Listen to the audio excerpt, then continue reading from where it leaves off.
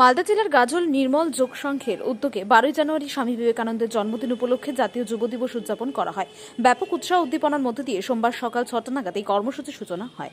এদিন প্রথমে গাজলের শিক্ষক পল্লী এলাকায় একটি ময়দানে স্বামী বিবেকানন্দের প্রতিকৃতিতে মাল্যদান এবং পুষ্পার্ঘ্য অর্পণের মাধ্যমে শ্রদ্ধা জ্ঞাপন করেন নির্মল যোগ সংঘের সদস্যরা। এরপর স্বামী বিবেকানন্দের ছবি হাতে নিয়ে সংঘের সকল কর্ণধারেরা গাজল শহরের বিভিন্ন এলাকা পরিক্রমা করেন। পরিক্রমা শেষে নির্মল যোগ সংঘের ময়দানে এসে কর্মসূচির সমাপ্তি ঘটে।